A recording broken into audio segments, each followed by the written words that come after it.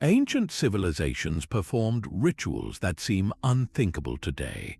We are exploring 25 of the most bizarre ceremonies from across the globe, practices that reveal the strange and profound ways our ancestors understood the world. By the end of this journey, you will see history through an entirely new lens, understanding the desperate logic behind acts of sacrifice and devotion.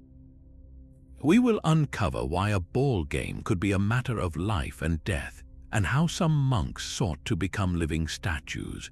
What part of the ancient world most sparks your curiosity? The thunderous echo of a heavy rubber ball striking a stone wall would have been a familiar sound across ancient Mesoamerica.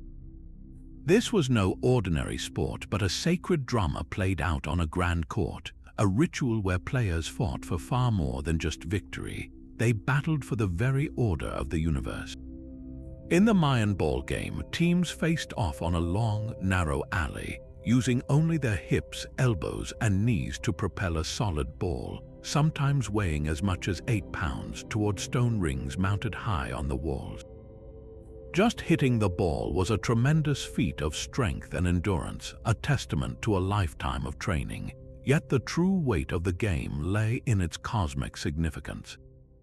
Every bounce of the ball, every desperate lunge, was seen as a reenactment of the primordial struggle between the gods of the underworld and the deities of the sky.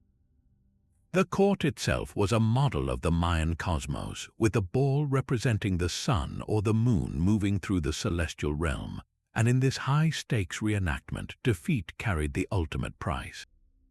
Carvings and murals tell us that the captain of the losing team, or in some gruesome accounts the entire team, would be ritually sacrificed.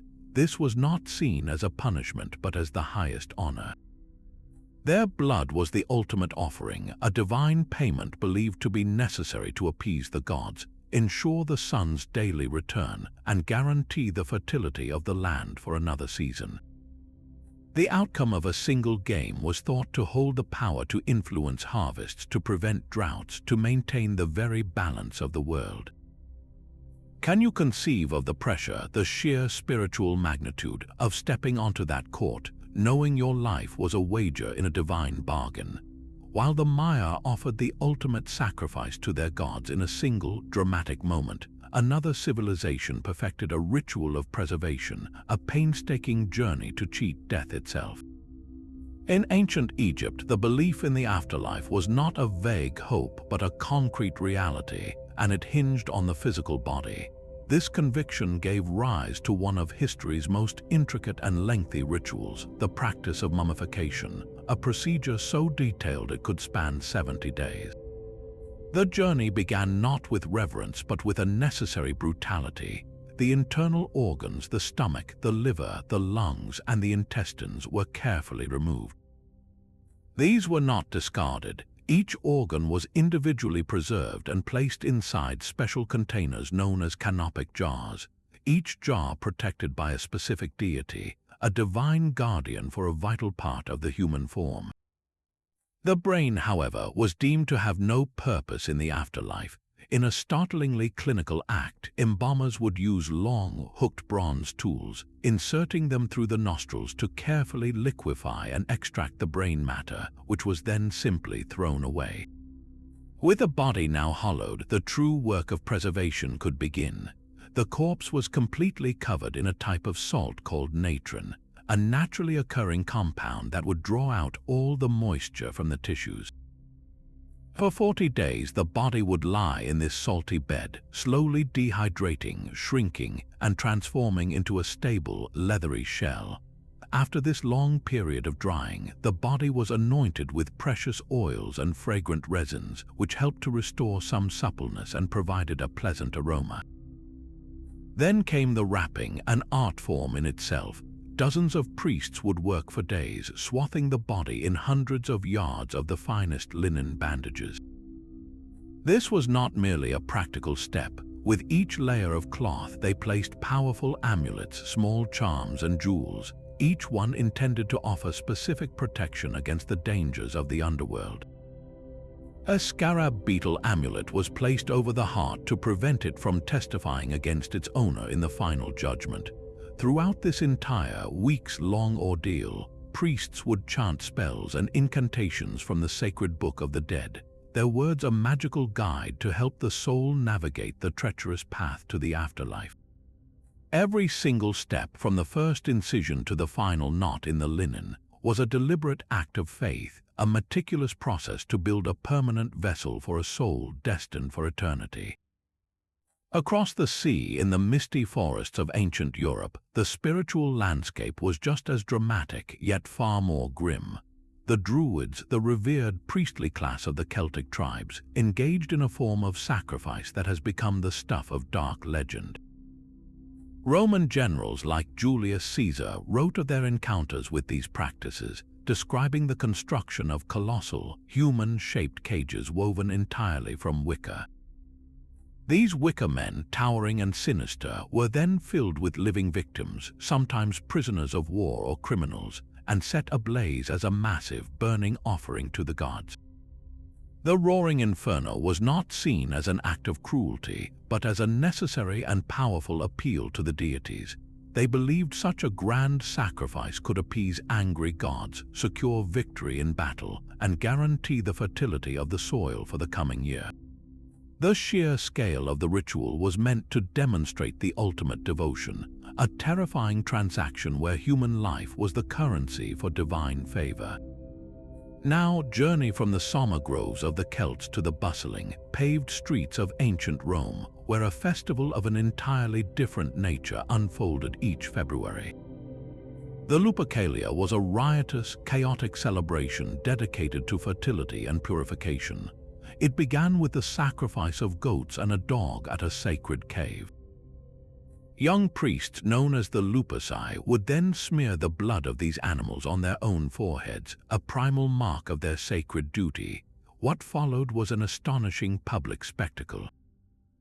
Stripped nearly naked, these priests would run through the city, laughing and shouting, wielding thongs cut from the hides of the freshly sacrificed goats.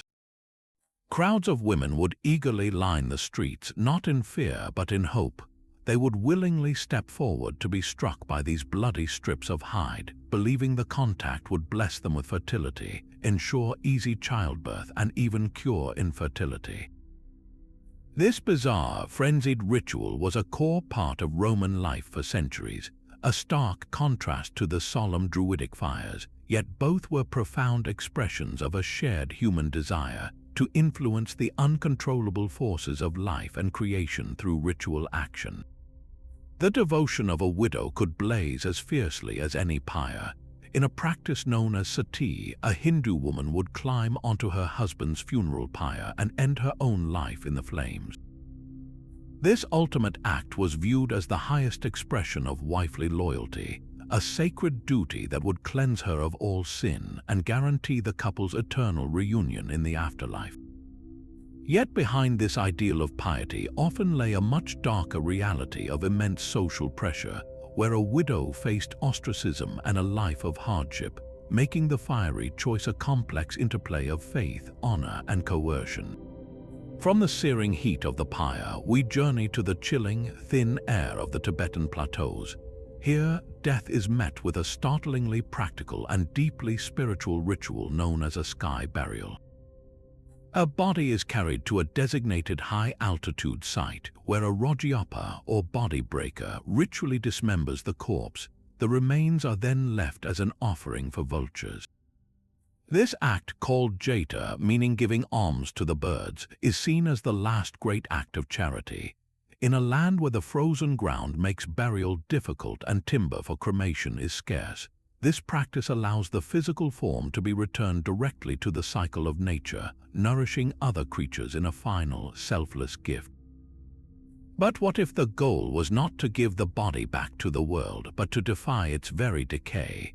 In the mountains of Japan, a small group of Buddhist monks from the Shugendo sect pursued this very dream through a terrifying path to enlightenment called Soka Shinbutsu.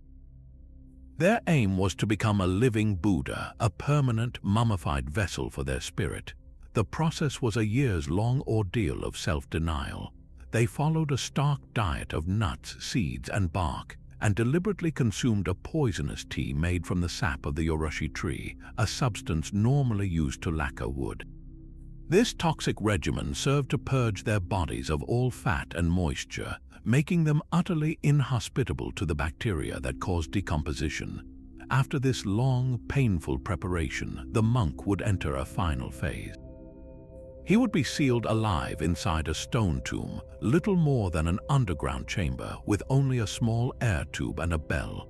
Inside, he would sit in a state of deep meditation until he eventually died. His followers would then wait for a period of time before unsealing the tomb. If the body was found perfectly preserved, the monk was declared a Sokushin Batsu, a true living Buddha, achieving a state of such purity that even death could not make him rot.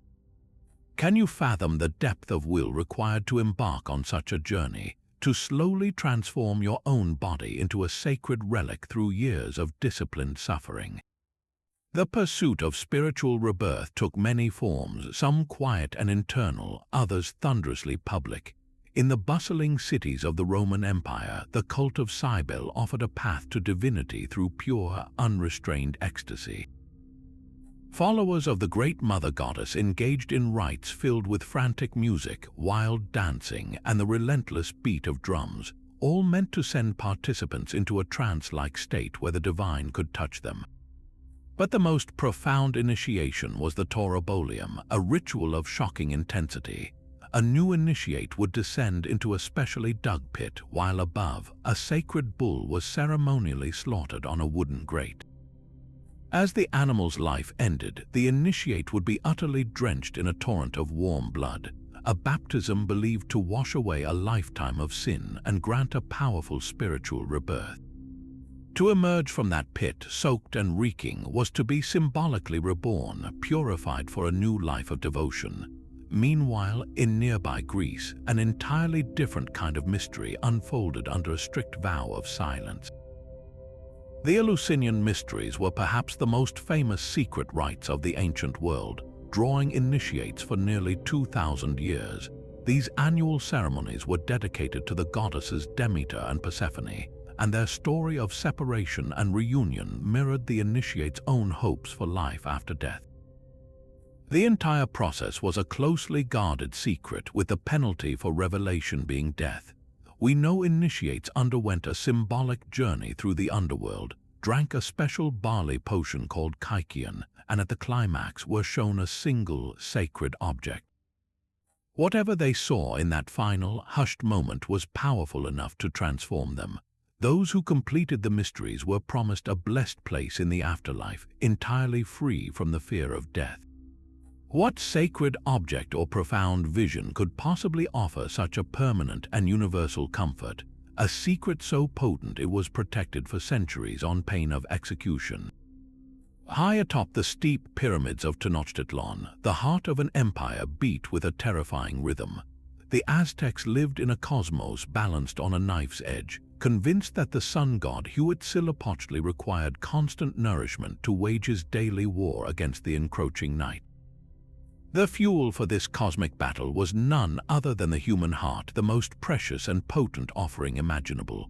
War captives were not merely prisoners, they were walking, breathing sacrifices, their very lives destined to become a divine currency. The ritual was a brutal, public spectacle. A victim would be stretched over a convex stone altar at the summit of the temple. With a single, practiced motion, a priest would plunge an obsidian knife into the chest, swiftly removing the still beating heart. This vital organ would be raised, steaming, toward the sky as an offering to the sun, while the lifeless body was sent tumbling down the pyramid's steep steps, a stark reminder to the gathered crowds of the price of cosmic order. The scale of this practice was almost beyond comprehension. Historical accounts, though debated, speak of thousands of individuals being sacrificed during the reconsecration of the Great Pyramid of Tenochtitlan, a number that speaks to a society operating under a profound and desperate spiritual logic. Far to the south, in the thin, crisp air of the Andes, the Inca Empire conducted sacrifices of a different, yet equally poignant nature. Their ritual, known as kapakocha, involved the offering of children. These were not captives taken in battle, but children chosen for their physical perfection and beauty, often from noble families. Considered to be in a state of purity, they were seen as the ultimate gifts to the gods. The chosen children were treated with immense reverence in the months leading up to their final journey. They were fattened with rich foods, given offerings of gold and silver, and provided with chicha, a fermented corn beer, and coca leaves to ease their passage. Then came the long, solemn procession, sometimes spanning hundreds of miles, to sacred mountain peaks reaching over 20,000 feet. At these remote summits, the children, likely sedated from the coca and alcohol, were either left to succumb to the freezing temperatures or were killed swiftly. The dry, cold air of the high Andes then acted as a natural freezer, preserving their bodies for centuries. These were not acts of random cruelty. For the Incas, a child sacrifice was the most powerful offering possible, a plea to the mountain gods to cease earthquakes and volcanic eruptions, or a supreme honor for the coronation of a new Sapa Inca, the emperor. To send their most perfect and innocent into the realm of the divine was to secure the stability and fertility of the entire empire. How does a society reconcile such profound devotion with the sacrifice of its most vulnerable? The answer lies in a worldview where the line between the human and the divine was forever blurred, and the survival of all depended on the ultimate gifts of a few. The capacity for human endurance was tested in ways that are almost unimaginable. In the rigid military society of Sparta, the agoge training system was designed to forge boys into unbreakable warriors. A central, brutal rite of passage was the annual festival at the sanctuary of Artemis Orthia, where teenage boys would be publicly flogged. They were whipped relentlessly, not for a set number of lashes, but for as long as they could physically endure. The goal was to remain stoic, to not cry out or show any sign of pain. The boy who lasted the longest, his back a bloody mess, was not pitied but celebrated as a champion, his silent suffering proof of his superior Spartan spirit. This ritual was more than mere punishment. It was a public performance of toughness, teaching a generation that pain was meaningless and that the needs of the state far outweighed the suffering of the individual. From this public test of fortitude, we turn to a ritual of ultimate vengeance. Norse sagas speak of a terrifying execution method known as the blood eagle, a punishment reserved for those who had killed a father or broken sacred bonds of kinship. The procedure, as described in the epic tales, was grotesque. The living victim was placed face down, their back was sliced open, and their ribs were systematically hacked away from the spine. These ribs were then pulled outward, splayed to either side like the massive wings of an eagle. In the most graphic versions of the legend, the lungs were then carefully drawn out and laid upon the splayed ribs, where their final, shallow breaths would make them flutter in a ghastly imitation of flight. Modern historians debate whether this ritual was ever actually performed or was a later literary invention to emphasize Viking ferocity. Yet its power as a symbol is undeniable, a story so horrifying it was meant to warn of the ultimate price for betrayal. But what if you sought not to punish the past, but to divine the future? For over 1,000 years, the ancient world's most powerful people, from kings to commoners, traveled to a remote mountainside in Greece to seek answers from the oracle of Delphi. A woman known as the Pythia served as the mouthpiece of the god Apollo. She did not speak in clear verses, but delivered her prophecies from a trance. Before each session, she would purify herself in the sacred Castalian spring, chew leaves from the sacred laurel tree, and then descend into the temple's inner chamber. There, she would sit on a tripod stool over a fissure in the rock, inhaling vapors that modern geological studies suggest were likely ethylene, a gas known to induce a dreamlike trance state. As seekers presented their questions about war, founding colonies, or personal fortunes, the Pythia would utter cryptic, often riddling phrases. Her disjointed words were then interpreted and shaped into poetic hexameters by the temple priests. The fate of empires could hinge on the ambiguous message of a woman breathing the breath of the earth itself. How many destinies were sealed, how many wars begun, based on the enigmatic whispers of a priestess floating between this world and the next. While the Oracle of Delphi sought clarity in sacred fumes, other rituals pursued truth through pure, unbridled chaos. In the shadows of ancient Rome, the Bacchanalia offered a dangerous escape. This was no state-sanctioned ceremony, but a secretive, nocturnal cult dedicated to Bacchus, the god of wine and ecstasy. It began as a quiet observance for women, a rare space of female spiritual freedom. But it rapidly grew, drawing in men and swelling into massive nighttime gatherings in secluded groves. The rites were a whirlwind of heavy drinking, frantic dancing to the beat of drums and cymbals, and a complete abandonment of social norms. Rumors swirled of sexual promiscuity and even violence, painting a picture of a cult that had cast off all restraint. To the rigid, ordered mind of the Roman Senate, this was not devotion, it was a direct threat to the very foundation of society. In 186 BC, they moved with brutal efficiency, issuing a decree that suppressed the Bacchanalia, executing many of its leaders and driving the rites completely underground. The state had declared that some forms of ecstasy were too dangerous to be permitted. Yet on the other side of the ancient world, in Mesopotamia, a very different kind of emotional expression was not just permitted, it was a professional duty. Here, the lamentation priests, known as the Gala, practiced a ritual of controlled, profound sorrow. These were not amateurs overcome by grief, they were highly trained specialists in the art of mourning. Their purpose was to appease the anger of temperamental gods like Inanna or Enlil, whose divine displeasure was thought to cause disasters like floods, droughts, or military defeats.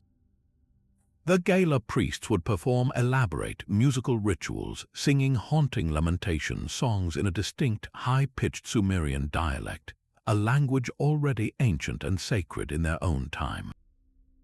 Their performance was a full-body endeavor. They would ritually dishevel their appearance, tearing their clothes and covering themselves in dust, and they would beat their chests in a rhythmic, public display of grief. This was not a spontaneous outburst, but a calculated, professional effort to empathize with the suffering of the gods themselves, to show that humanity understood their anger and shared their pain. Can you hear the contrast, the wild, chaotic drums of the Roman groves against the disciplined, sorrowful chants of the Mesopotamian temples? One ritual sought freedom through ecstatic release, while the other sought safety through the meticulous performance of shared sorrow. The weight of a kingdom's sins could be physically lifted and carried away. This powerful idea of the scapegoat appears across the ancient world, a ritual where collective guilt and misfortune were transferred onto a single, symbolic individual. In ancient Athens, during times of devastating plague or crippling famine, the city would perform the ritual of pharmakos. The community would select two individuals, often criminals or the most destitute and marginalized members of society. These chosen scapegoats were first treated to a paradoxical feast, given fine food and wine at public expense. This meal was not an act of kindness, but a final, symbolic act of incorporation, as if the city was loading all of its impurities into these human vessels. After the feast, the ritual took a violent turn. The two figures were led through the city, beaten with branches of wild fig trees and squills, a type of sea onion, all while being driven toward the city gates. The beating was not meant to kill them, but to purify the city with every strike. Finally, they were forcibly expelled from Athens, cast out into the wilderness, believed to carry the community's collective misfortune, disease, and sin away with them into exile. The city gates were shut, and the people could breathe a sigh of relief, believing their spiritual pollution had been physically removed. Far to the east, the Hittite Empire perfected an even more intricate version of this practice. Their ritual was not for general calamity, but a very specific protection for the most important person in the kingdom, the king. a prisoner of war, a living symbol of a foreign enemy, was carefully chosen to serve as the royal substitute. Through a complex ceremony involving powerful incantations, priests would symbolically transfer every sin, every curse, and every potential illness from the king onto this single prisoner. The act of transference was made tangible, with threads literally tied to the prisoner's body, as if the kingdom's spiritual filth was being knotted onto him. Then, in a stunning act of political and spiritual theater, the prisoner was not killed but was given provisions and ceremonially sent back to his own homeland. The logic was terrifyingly simple. This human vessel, now saturated with the Hittite king's afflictions, would carry all that evil back to the enemy nation from which he came. One society expelled its blight into the empty wilderness, while another aimed it like a weapon at a rival state. Both rituals reveal a profound and universal human yearning, the desperate need to see our intangible troubles made flesh so that we might finally drive them away. The cries of a scapegoat driven from the city gates fade into a different kind of accusation, one that has echoed for millennia. Ancient texts from Israel and Rome speak with horror of the Canaanite god Moloch, a deity supposedly appeased by the most unthinkable of offerings. According to these hostile sources, worshippers would place their own living children into the outstretched bronze arms of a massive statue, which was then heated by an internal fire until the sacrifice was consumed. The historical truth behind these accounts is fiercely debated, as they were written by the enemies of the Canaanites and their Phoenician descendants. Yet archaeology adds a chilling, ambiguous layer to the story. At sites known as Tophets, sacred precincts in places like Carthage, archaeologists have uncovered thousands of small burial urns containing the cremated remains of infants and young animals. While some scholars argue these might be graves for children who died naturally, the sheer volume and the fact they are mingled with sacrificial animals suggest a dark ritual practice was indeed real. Whether it was the lurid child burning described by enemies or a more complex funerary rite, the shadow of Moloch endures as a symbol of ultimate devotion twisted into something terrifying. From this fire, we journey into the wild, untamed mountains of Greece, where a very different kind of frenzy took hold. The cult of Dionysus, god of wine, ecstasy, and the theater, offered a temporary escape from the rigid order of Greek society. His female followers, the Maenads, meaning the raving ones, would literally abandon their homes, their husbands, and their looms to answer the call of the wild. They would flee to the forests and mountains, clad in fawn skins, their hair loose, wielding the thesis, a staff tipped with a pine cone. There, under the influence of wine and pure, adrenaline-fueled devotion, they would dance themselves into a collective trance. Their ecstasy was not peaceful. In a ritual known as sparagmos, they would seize upon a wild animal, often a goat or a deer, and using only their bare hands, tear it limb from limb. This bloody act was followed by omophagia, the consumption of the raw flesh. By eating the animal raw, they believed they were taking the god's own power and essence into themselves, achieving a direct, visceral, and temporary union with Dionysus. This was not mere rebellion, it was a sacred madness, a controlled explosion of primal energy that, for a short time, utterly dissolved the boundaries between the human and the divine. How does a civilization that produced rational philosophy and democratic ideals also create a space for such raw, destructive ecstasy? The answer may lie in a profound understanding that some truths can only be reached when reason is left behind. The price of purity could be as severe as any sacrifice. In the heart of ancient Rome, the very survival of the state was believed to rest on the shoulders of 6 young women, the Vestal Virgins. Chosen between the ages of 6 and 10 from the most distinguished patrician families, these girls were taken from their homes to serve a 30-year term as priestesses of Vesta, the goddess of the hearth. Their primary sacred duty was a seemingly simple one, to ensure that the sacred fire in the temple of Vesta never, ever went out. This eternal flame symbolized the life and continuity of Rome itself. Its extinction would have been seen as a catastrophic omen, a sign that the gods had withdrawn their protection from the city, but their vow went far beyond tending a flame. Each Vestal took a solemn oath of chastity for her entire term of service. Their physical purity was inextricably linked to the spiritual purity and fortune of Rome. The consequences for breaking this vow were terrifying. A Vestal accused of incestum or unchastity was subjected to a trial. If found guilty, she was not executed in a public or bloody manner, as shedding her sacred blood was a profound taboo. Instead, she was subjected to a punishment designed to return her to the earth without a single drop being spilled. The condemned Vestal was dressed in funeral robes, placed in a sealed underground chamber with a small portion of bread and water, and then buried alive. This was not a quick death, but a slow, terrifying suffocation, a living entombment meant to appease the gods her actions had offended. Can you fathom the weight of that responsibility? To have the fate of an empire tied to your own personal conduct, with a mistake leading to such a horrifying and lonely end. Meanwhile, on the other side of the world, another ritual enforced a different, yet equally brutal, standard of feminine perfection. In China, beginning during the Song dynasty, the practice of foot binding transformed from an elite fashion into a widespread cultural ritual. The goal was to create the coveted 3-inch golden lotus, a tiny, curved foot that was the ultimate symbol of beauty and social status. The process started in early childhood, typically between the ages of 4 and 7. A young girl's feet were first soaked in hot water and massaged, then all the toes except the big toe were broken and bent forcefully under the sole. The arch was then deliberately fractured, and the entire foot was tightly bound with long cloth strips, pulling the heel and toes ever closer together. This binding was tightened daily for years, causing excruciating, constant pain.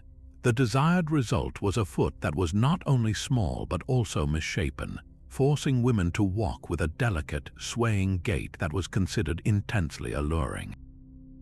For centuries, bound feet were a non-negotiable prerequisite for a respectable marriage, a physical manifestation of a family's social standing and a woman's willingness to endure suffering for the ideals of her culture. This crippling practice, which often led to lifelong disability, infection, and chronic pain, reveals a dark truth: how the pursuit of an aesthetic ideal can become a ritualized form of physical subjugation, one painful fold at a time. A sacred plant, a silk scarf, and a king's final journey bring us to our last 3 rituals. Deep in the oak groves of ancient Gaul and Britain, the Druids saw mistletoe as a magical paradox. Growing high in the branches without roots in the earth, it was considered a divine gift, a piece of the heavens come to rest upon the most sacred of trees. Harvesting it was no simple task. It required a ceremony of profound reverence. A white-robed priest would carefully climb the oak, never letting the plant fall to the profane ground. With a specially forged golden sickle, he would cut the mistletoe, allowing it to be caught in a pure white cloth held by other priests below. This potent herb was then used to brew elixirs believed to cure illnesses, counteract poisons, and guarantee the fertility of both the land and its people. The ritual transformed a simple plant into a powerful conduit to the gods. From this life-giving ceremony, we journey to the dusty roads of India, where a very different kind of ritual unfolded in secret.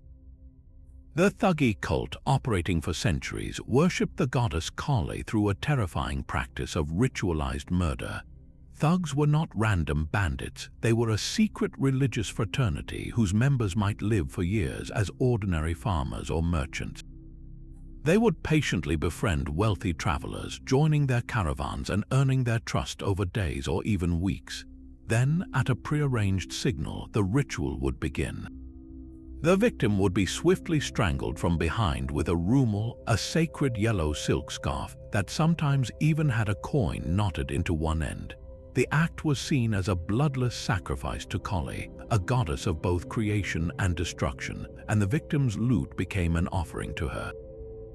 For the thugs, this was not mere crime, it was a sacred duty, a twisted form of devotion that turned the open road into a temple of death. How could a belief system transform cold-blooded murder into an act of worship? The answer lies in a world view where the goddess demanded such offerings to maintain the balance of the cosmos. Our final ancient ritual returns us to the theme of death, but on a truly epic scale. The Scythians, fierce nomadic horsemen who ruled the Eurasian steppes, sent their kings to the afterlife with a spectacular and brutal funeral. The Greek historian Herodotus recorded the astonishing details. First, the king's body was embalmed and filled with fragrant herbs. Then it was placed upon a wagon and taken on a solemn 40-day procession to visit all of his subject tribes, a final royal tour of his domain. After this long journey, the entourage arrived at the prepared burial site, a massive underground chamber known as a kurgan. Here, the ceremony reached its terrifying climax. One of the king's concubines and several of his chief servants were ritually strangled and buried alongside him, but the sacrifice did not end there. A company of 50 of his finest horses and 50 of his most loyal young warriors were also killed, their bodies stuffed with chaff and impaled on stakes arranged in a grim circle around the burial mound, a silent, terrifying cavalry to serve their king for all eternity. The tomb was then filled with golden treasures, weapons, and ornate jewelry, everything a ruler would need to maintain his power and prestige in the world to come. This grand, horrifying send-off was the ultimate statement of a king's authority, a power that was believed to extend far beyond the grave. Even the most shocking rituals were born from a universal human need for order in a chaotic world. When you cannot predict the weather, when disease strikes without reason, and when death is a constant, terrifying mystery, these practices offered a powerful illusion of control. They were a desperate attempt to impose a narrative on the random brutality of existence. The logic, though extreme, was chillingly simple. If a drought is killing our crops, it must be because a god is angry. And if a god is angry, we must offer a gift valuable enough to appease him. What could be more valuable than a human life? This is the grim calculus behind human sacrifice, whether it was an Aztec heart offered to the sun or a child sent to the Andean peaks. It was not senseless violence, but a profound bargaining with the divine, a terrible transaction where the life of one was believed to guarantee the survival of the many. The community, bound by this shared traumatic offering, found a powerful form of social cohesion in the face of a common threat, but rituals also managed internal chaos. The rigid social structures of ancient life created immense pressure, and ceremonies like the Roman Bacchanalia or the Greek rites of Dionysus provided a crucial pressure valve. For a brief, sanctioned period, participants could cast off their responsibilities, lose themselves in wine and ecstatic dance, and experience a total release from the constraints of daily life. This temporary madness was not mere debauchery, it was a necessary reset, a way to vent collective steam so that the social order could resume, stronger than before. And for the individual, the promise of a better life beyond this one was an irresistible lure. The secretive Eleusinian mysteries did not just offer a good story, they offered initiates a tangible hope, a guaranteed blessed afterlife that removed the fear of death itself. This created an unbreakable bond among those who shared the secret, a powerful in-group identity that set them apart from the rest of society. So while the methods seem bizarre and even horrifying to us today, the underlying drivers are deeply familiar: the need to find meaning in suffering, to exert control over the uncontrollable, and to feel we truly belong to something greater than ourselves. Our understanding of these ancient rites rests on a fragile foundation, pieced together from fragments that often tell conflicting stories. We rely on a patchwork of evidence, each thread colored by its own perspective. There are the ancient texts, but many were written by outsiders, conquerors like the Romans describing the Druids, or rival cultures like the Israelites documenting the rituals of their neighbors. These accounts can be steeped in propaganda, exaggerating the barbarity of enemies to justify their own conquests. Then we have the silent testimony of archaeology, the bones found in Carthaginian toffets, the residues of toxic teas in the remains of Sokoshinbutsu monks, and the ceremonial knives left atop Aztec temples. These physical clues tell a story without words, but one we must still interpret. Finally, we have art, the carvings on Mayan ball courts and the paintings on Greek vases, which show us how these cultures wanted to be seen performing their rituals. The challenge is weaving these three strands into a single, truthful narrative. Modern science is our most powerful tool in this quest. Isotope analysis on the tiny bones from those toffets can now reveal an infant's diet, potentially distinguishing a child raised for sacrifice from one who died of natural causes. CT scans of Egyptian mummies allow us to see the precise placement of amulets beneath the bandages and the meticulous work of the embalmers without ever unwrapping a single layer.